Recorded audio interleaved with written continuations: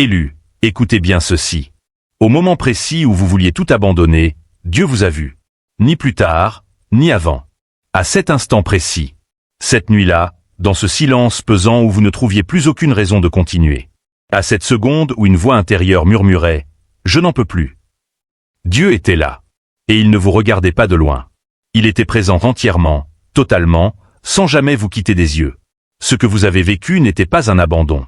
Ce que vous avez traversé n'était pas la preuve que vous aviez été oublié ou mis de côté. C'était le moment précis où Dieu a dit dans les profondeurs invisibles « Non, pas lui. Pas elle. Pas encore. » Et cette intervention ne prenait pas toujours la forme d'un miracle spectaculaire. Parfois, elle prenait la forme d'une force inexplicable qui vous maintenait debout alors que tout en vous voulait s'effondrer. Parfois, c'était une pensée qui vous a traversé l'esprit au bon moment. Parfois, c'était simplement le fait que vous soyez encore là le lendemain matin, les yeux ouverts, encore en vie, encore capable de respirer. Tape en commentaire, DIU m'avait eu. Maintenant, c'est une déclaration, pas une demande. Une déclaration de ce que tu es en train de reconnaître en ce moment même. Si vous regardez cette vidéo aujourd'hui, c'est parce que vous avez persévéré. Non pas parce que vous étiez assez fort, mais parce que quelqu'un vous soutenait, même quand vous ne le sentiez plus. Si vous regardez cette vidéo jusqu'au bout, vous comprendrez pourquoi Dieu n'a pas empêché la douleur de survenir. Vous comprendrez pourquoi la force qui vous a permis de tenir bon pendant votre période la plus sombre ne venait pas uniquement de vous. Et vous comprendrez pourquoi ce moment de crise, ce moment où vous avez voulu tout abandonner, a en réalité été le tournant de votre histoire. Ce que vous allez entendre dans les prochaines minutes a été préparé pour vous. Restez avec moi jusqu'au bout.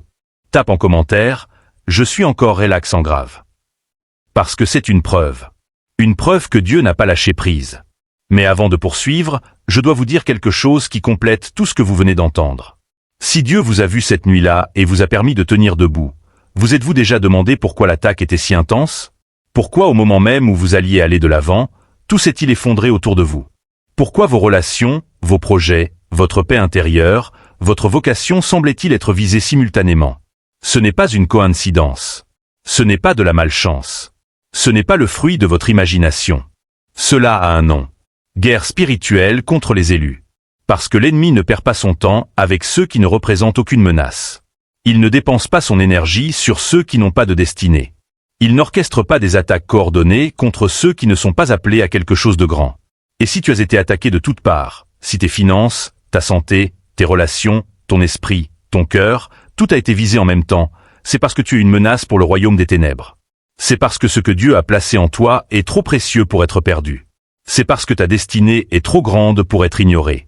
Tape en commentaire, je suis une menace pour l'ennemi. C'est une déclaration de guerre. C'est une déclaration de puissance. La Bible dit dans 1 Pierre 5-8, « Soyez sobres et veillez, car votre adversaire, le diable, rôde comme un lion rugissant, cherchant qui il dévorera. » Il cherche, il rôde, il observe, et il attaque ceux qui portent une lumière qu'il ne peut pas éteindre. Mais la même écriture dit dans le verset suivant, « Résistez-lui avec une foi ferme. » Résister, pas fuir, pas trembler, pas se cacher. Résister. Parce que la foi est votre bouclier. Et la foi, c'est savoir que Dieu vous a vu. C'est savoir que Dieu vous a soutenu. C'est savoir que Dieu n'a pas fini avec vous. Parlons maintenant de vous. Vraiment de vous. Parlons de cette personne qui souriait devant tout le monde, qui répondait avec assurance « Je vais bien » et qui est rentrée chez elle le cœur brisé.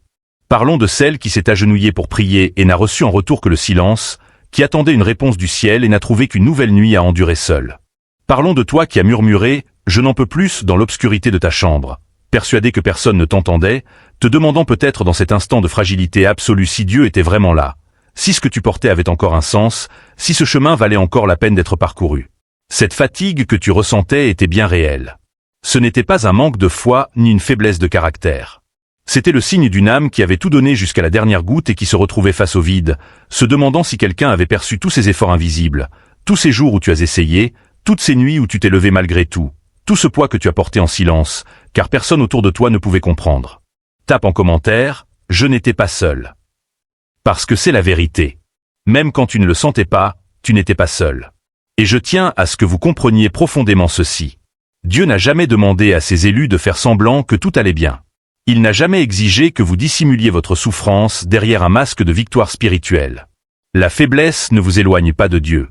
Au contraire, elle le rapproche. Car c'est dans les moments de profonde détresse que sa présence devient la plus nécessaire. Et c'est précisément là qu'il se rapproche le plus. C'est précisément au plus bas de votre vie qu'il agit avec la plus grande intensité. La Bible dit dans 2 Corinthiens 12-9, « Ma grâce te suffit, car ma puissance s'accomplit dans la faiblesse. » Dans la faiblesse. Pas dans la force. Pas dans la perfection. Pas dans la performance. Dans la faiblesse. Quand tu es au bout de toi-même, c'est là que la puissance de Dieu peut vraiment agir. Parce que tu n'es plus dans la posture de celui qui essaie de tout contrôler. Tu es dans la posture de celui qui est prêt à recevoir. Tape en commentaire, « Aie ma faiblesse, L-I-E-U-D-E-S sa puissance ». C'est un renversement. C'est une révélation. Et maintenant, je dois vous dire quelque chose que personne ne vous a peut-être encore dit. Dieu n'observe pas seulement ses élus dans les moments de force. Il n'est pas seulement présent lorsque vous êtes au sommet, célébrant vos succès, progressant et récoltant des fruits visibles. Il est particulièrement présent dans les moments de détresse, dans les moments où les mots vous manquent pour prier, dans les moments où la foi semble une théorie lointaine et la douleur la seule chose concrète. C'est dans ces moments-là que le regard de Dieu sur vous est plus intense, plus proche, plus actif que vous ne pouvez l'imaginer. Le moment où vous avez voulu abandonner n'était pas celui où Dieu a détourné le regard. C'était celui où il a dit « Non, pas celui-ci, pas celle-là, pas maintenant, pas ici ». Et cette décision divine ne découlait pas d'une obligation. Elle découlait du fait que ce qu'il a placé en vous est trop précieux pour être perdu dans une nuit de désespoir. Elle découlait du fait que la version de vous-même qui a encore besoin d'exister, qui a encore besoin d'émerger, ne peut émerger si vous vous arrêtez maintenant. Tape en commentaire, D-I-E-U-A-D-I-T, pas encore. Parce que c'est la clé. C'est la raison pour laquelle tu es encore là. Cette intervention n'est pas toujours bruyante. Parfois, elle est silencieuse comme une force surgie de nulle part qui vous fait avancer alors que vous aviez déjà décidé de vous arrêter. Parfois, elle est subtile comme une paix qui semble inexplicable face aux circonstances. Parfois, elle prend le visage d'une personne apparue au bon moment, d'une parole entendue inopinément, d'un verset qui vous a sauté aux yeux précisément quand vous en aviez le plus besoin. Dieu agit, mais pas toujours comme on l'imagine. Et c'est pourquoi bien souvent vous n'avez pas reconnu sa présence à ce moment-là, parce que vous attendiez le tonnerre et qu'il est venu comme une brise. Tape en commentaire, j'ai senti sa présence sans la reconnaître. C'est un aveu de foi. C'est une reconnaissance de ce que Dieu a fait sans que tu le vois. La Bible dit dans 1 Roi 19 DE 11-12, l'Éternel passa. Un vent fort et violent déchira les montagnes et brisa les rochers devant l'Éternel, mais l'Éternel n'était pas dans le vent. Après le vent, un tremblement de terre, mais l'Éternel n'était pas dans le tremblement de terre. Après le tremblement de terre, un feu, mais l'Éternel n'était pas dans le feu. Et après le feu, un murmure doux et léger. Dieu n'était pas dans le vent, ni dans le tremblement de terre, ni dans le feu. Il était dans le murmure doux et léger. C'est comme ça qu'il est venu vers toi, élu. Pas dans le spectacle. Pas dans le bruit. Pas dans ce que tu attendais. Dans le murmure. Dans la brise. Dans la main invisible qui t'a retenu alors que tu étais sur le point de tomber. Et maintenant, je veux vous montrer quelque chose. Je veux vous montrer les signes que Dieu vous a vus et ne vous a pas abandonnés. Car peut-être ne les avez-vous pas reconnus lorsqu'ils se sont produits. Le premier signe est le plus simple et en même temps le plus puissant. Vous êtes toujours là. Après tout ce que vous avez traversé, après tout ce qui aurait dû vous anéantir, après toutes ces nuits interminables et tous ces jours où vous avez fonctionné en pilote automatique juste pour survivre. Vous êtes toujours là. Et ce n'est pas rien. C'est une preuve. Le deuxième signe, c'est que certaines situations qui auraient dû vous anéantir ne l'ont pas fait. Elles vous ont blessé, elles vous ont ébranlé, elles ont laissé des traces. Mais vous n'avez pas abandonné. Quelque chose en vous a résisté alors qu'il n'y avait aucune raison humaine de résister. Et ce quelque chose n'était pas simplement une détermination personnelle. C'était la main de Dieu qui tenait ce qui lui appartenait. Le troisième signe, c'est cette voix intérieure qui s'est fait entendre au moment le plus critique. Celle qui disait « Pas encore. Continue. Ce n'est pas la fin. » Peut-être avez-vous essayé de l'ignorer. Peut-être avez-vous pensé qu'il s'agissait simplement de votre instinct de survie. Mais je dois vous le dire, quand Dieu parle à l'âme de son élu, il ne crie pas. Il murmure. Et ce murmure dans les moments les plus sombres était sa voix qui disait que votre histoire n'était pas encore terminée. Tape en commentaire, j'ai entendu sa voix au plus basse. Parce que c'est la vérité. Même si tu ne l'as pas reconnue sur le moment. Le quatrième signe, c'est la force que vous avez trouvée sans savoir d'où elle venait. Ces jours où vous vous leviez sans comprendre comment. Ces semaines où vous continuiez malgré l'absence d'énergie. Ce n'était pas seulement vous. C'était Dieu qui vous prêtait la force qui vous manquait. Le cinquième signe est cette paix inexplicable qui surgit à des moments inexplicables, au cœur du chaos, au milieu de l'incertitude, une tranquillité sans origine humaine que même vos tentatives d'explication rationnelle restaient vaines.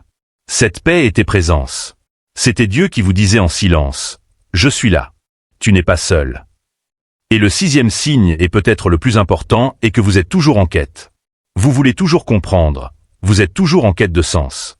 Vous vous posez encore des questions sur votre raison d'être, votre vocation, ce qui vous attend.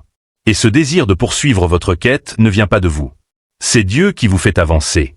C'est lui qui vous empêche de vous laisser aller à la souffrance et qui vous guide doucement vers l'avenir.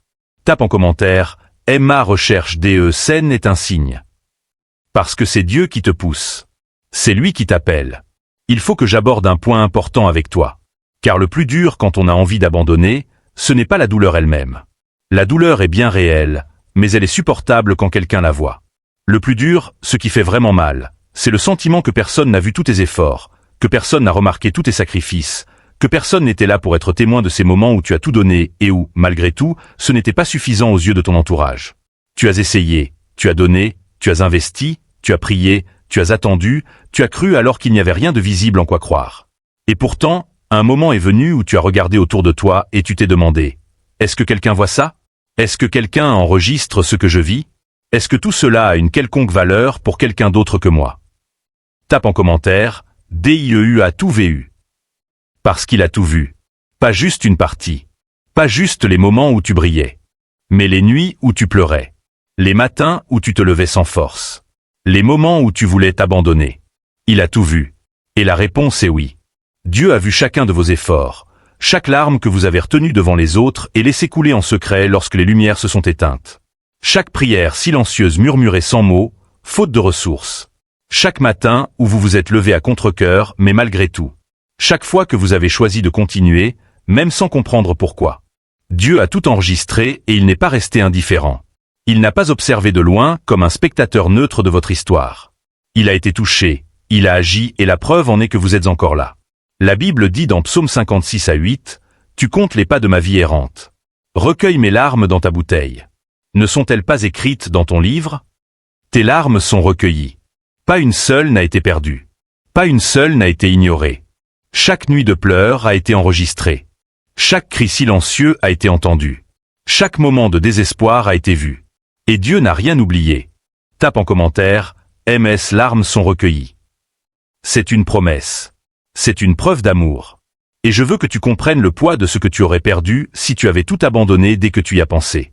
Tu n'aurais pas seulement perdu une opportunité, un projet ou une étape. Tu aurais perdu la version de toi-même qui ne peut n'être qu'après avoir traversé une telle épreuve. Une version de toi est en train de se former, plus solide, plus profonde, plus authentique, plus préparée. Et cette version n'existe que parce que tu n'as pas abandonné. Dieu le savait. Et c'est pourquoi il ne t'a pas laissé tomber. Tape en commentaire, je m'y forme dans l'épreuve. C'est une déclaration de foi. C'est une déclaration de croissance. Le fait que vous soyez encore debout n'est pas un hasard. Ce n'est pas de la chance, ce n'est pas une coïncidence, c'est une protection divine active. C'est Dieu qui œuvre en coulisses d'une manière que vous commencez à peine à comprendre. Et cette protection n'est pas gratuite. Elle a un prix. Elle implique une responsabilité. La responsabilité de continuer, d'aller de l'avant, de ne pas retomber dans ce dont Dieu vous a sorti par cette crise. Car il y a une chose qui doit être très claire. La prochaine étape de votre histoire est inaccessible à la personne que vous étiez avant cette crise. Le chemin que vous avez parcouru, cette période d'épuisement, de silence, de quasi-abandon, n'était pas un détour. C'était le chemin lui-même. C'était le processus de formation de la personne que requiert la prochaine étape. Et cette personne n'a pu voir le jour que parce que vous avez traversé l'épreuve sans vous laisser consumer. Tape en commentaire, je suis la personne que l'épreuve a formée. Parce que c'est vrai. Dieu ne vous a pas maintenu debout pendant cette tempête pour que vous retourniez au même point. Ensuite, il vous a maintenu debout pour que vous puissiez avancer vers un lieu que la tempête a rendu possible. Un lieu qui n'existe que parce que vous y avez été forgé. Un lieu qui ne peut être habité que par ceux qui ont traversé ce que vous avez traversé. La Bible dit dans Romains 5 DE 3 à 5, « Nous nous glorifions aussi dans les tribulations, sachant que la tribulation produit la patience l'épreuve, et l'épreuve l'espérance. Or l'espérance ne trompe point. Tribulation, patience, épreuve, espérance. Pas tribulation, abandon. Tribulation, espérance. C'est la trajectoire. Et l'espérance ne trompe point. Elle est sûre. Elle est certaine. Elle est fondée sur la fidélité de Dieu. Tape en commentaire, une épreuve produit l'espérance. C'est la promesse. C'est la certitude. Et maintenant, je dois vous donner quelques instructions. Ce ne sont pas des règles religieuses ni des obligations spirituelles. Ce sont des lignes directrices pour celles et ceux qui sont en pleine reconstruction, qui sortent d'une crise et entrent dans une nouvelle phase, qui sont restaurés par Dieu et qui ont besoin de protéger ce processus. Première instruction. Ne dévoilez pas tout ce qui se reconstruit dans votre vie. Il est naturel de vouloir montrer que vous avez survécu, de crier au monde entier que vous êtes toujours là. Je comprends ce désir, mais ce qui se restaure en vous est encore fragile, encore en construction, et certaines choses meurent lorsqu'elles sont exposées trop tôt. Protégez ce que Dieu bâtit. Laissez-le se former en silence avant de le montrer au monde. Deuxième instruction. N'expliquez pas votre parcours à ceux qui ne l'ont pas vécu. Certains voudront comprendre ce que vous avez traversé. Ils poseront des questions. Ils exigeront une explication rationnelle. Mais tous les parcours n'ont pas besoin d'explication. Toutes les crises n'ont pas besoin d'être traduites en mots compréhensibles par autrui. Certaines expériences relèvent de la relation entre vous et Dieu, et elles sont sacrées précisément parce qu'elles le restent. Troisième instruction. Ne cherchez pas la validation de ceux qui n'ont pas vu ce que vous avez traversé. Il y a des gens autour de vous qui ignorent le poids que vous avez porté, qui n'ont pas vu les moments où vous avez failli sombrer. Et ces personnes ne sont pas en mesure de valider ce que vous reconstruisez, car elles n'ont aucun point de repère pour comprendre ce qui a été détruit. Vous n'avez pas besoin de leur approbation pour aller de l'avant. Dieu a vu, et sa confirmation vaut bien plus que les applaudissements de quiconque n'était pas présent lors de votre épreuve la plus sombre. Quatrième instruction. Ne retournez pas dans les environnements dont Dieu vous a éloigné par cette crise. Parfois, la crise est l'instrument dont Dieu se sert pour vous faire évoluer, pour vous éloigner des lieux, des relations et des dynamiques qui vous freinaient, même si vous ne vous en rendiez pas compte sur le moment. Et après la douleur, on a souvent tendance à vouloir retourner à ce qui nous est familier, à ce que l'on connaît, au confort, même si ce confort était précisément ce qui nous détruisait. N'y retournez pas. Ce que Dieu a fermé, il l'a fermé pour une raison. Cinquième instruction. Priez plus que vous n'analysez. Lors de la reconstruction, il y a une phase où l'esprit cherche à tout comprendre avant d'aller de l'avant. Il veut cartographier chaque détail, chaque raison, chaque leçon tirée des événements. Et il y a un temps pour la réflexion. Mais il y a aussi un temps où l'analyse devient un obstacle déguisé en sagesse. Quand vous ne savez plus quoi faire, n'analysez pas, priez. Confiez à Dieu ce qui vous paraît incompréhensible et laissez-le mettre de l'ordre dans ce que vous ne pouvez pas faire vous-même. Sixième instruction. Préparez-vous en secret à ce qui vous attend en public. Ce que Dieu construit en vous ne restera pas caché éternellement. Viendra un moment où ce qui a été façonné dans le silence sera révélé à la lumière, et l'intensité de ce que vous porterez en public dépendra directement de la profondeur de ce que vous aurez cultivé en secret. Profitez de ce temps de reconstruction pour approfondir votre cheminement spirituel, pour prier davantage, pour étudier davantage, pour grandir davantage. Car lorsque l'occasion se présentera, vous devrez être prêt. Tape en commentaire, je m'y prépare en secret. C'est une sagesse. C'est une protection. Septième instruction. Gardez le silence sur ce que Dieu va faire avant qu'il ne le fasse. Il y a une tentation, quand on a traversé une période difficile, de vouloir annoncer à tout le monde que Dieu va bientôt agir. Mais les annonces précipitées attirent les attaques prématurées. Laissez Dieu agir d'abord. Ensuite, vous témoignerez. La gloire de Dieu est plus grande quand elle arrive sans que tu aies à la préparer. La Bible dit dans Matthieu 6:6, « Mais toi, quand tu pries, entre dans ta chambre, ferme ta porte, et prie ton Père qui est là dans le lieu secret. Et ton Père, qui voit dans le secret, te le rendra publiquement. » Dans le secret.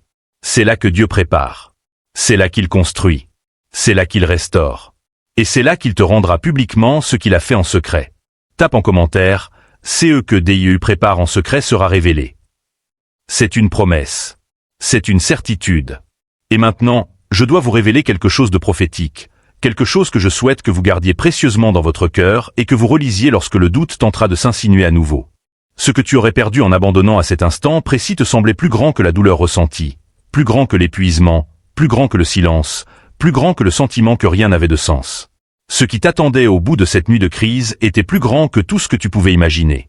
Et Dieu le savait. C'est pourquoi il ne t'a pas laissé partir. Et ce qu'il vous prépare, ce qui se construit de l'autre côté de ce passage, sera clair. Ce sera solide. Ce sera visible.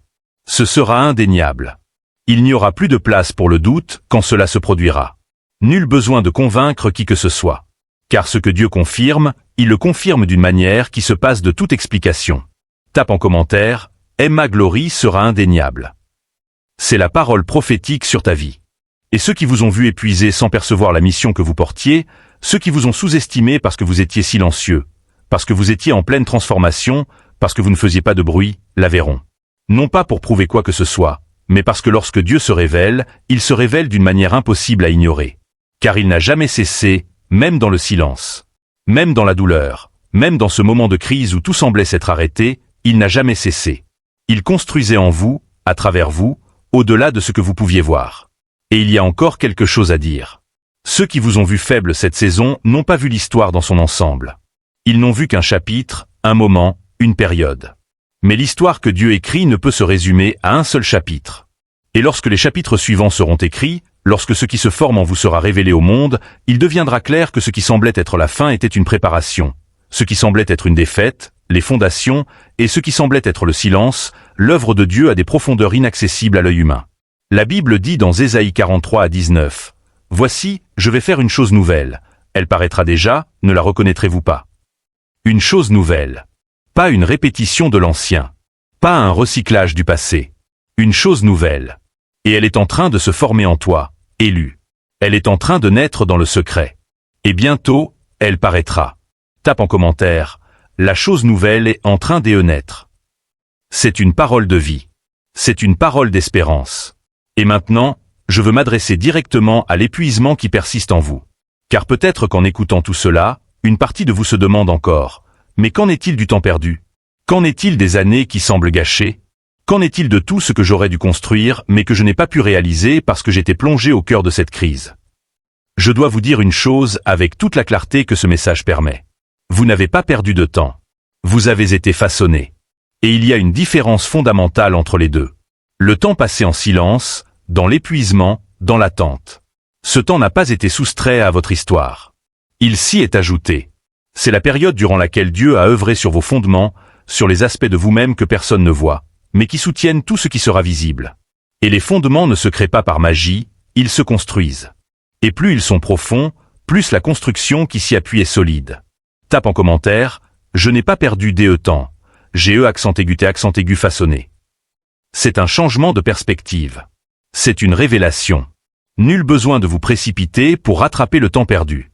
Inutile de paniquer parce que d'autres semblent plus avancés que vous. Nul besoin de prouver à qui que ce soit que vous n'avez pas abandonné. Le rythme de Dieu n'est pas celui des réseaux sociaux. Son calendrier est unique et incomparable à celui de votre entourage. Et quand il dit que le moment est venu, alors le moment est venu. Rien ni personne ne pourra retenir ce qu'il a déclenché. Le refuge que Dieu offre en temps de crise n'est pas l'abandon, mais la restauration. C'est le temps où il vous retire du cœur de la tempête pour œuvrer en vous là où la tempête elle-même ne le permet pas. Et lorsque ce processus est achevé, lorsque ce qui était brisé est restauré, lorsque ce qui était tordu est redressé, lorsque ce qui était réduit au silence est prêt à parler, vous avancerez avec une solidité qui ne peut venir que de ceux qui ont traversé l'épreuve sans être consumés. Avec une stabilité inébranlable, car bâtie sur ce qui a été éprouvé. Avec une autorité spirituelle inexplicable mais ressentie, car elle découle d'une intimité avec Dieu que seul le cheminement engendre.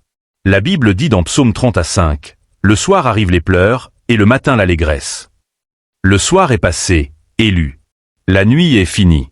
Le matin est là.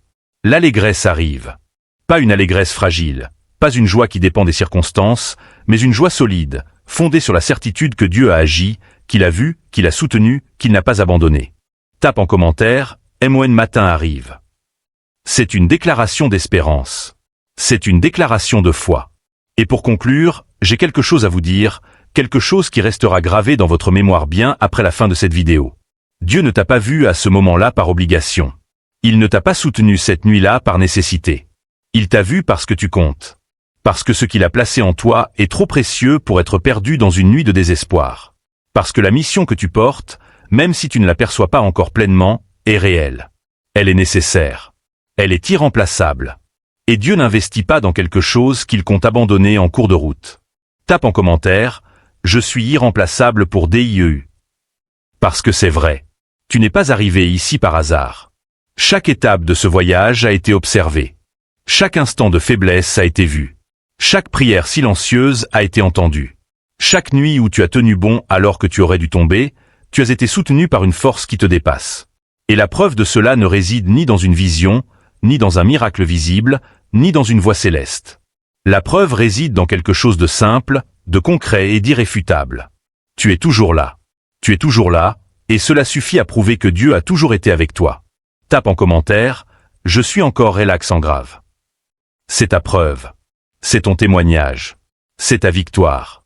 Et maintenant, avant de conclure, je voudrais prier avec vous.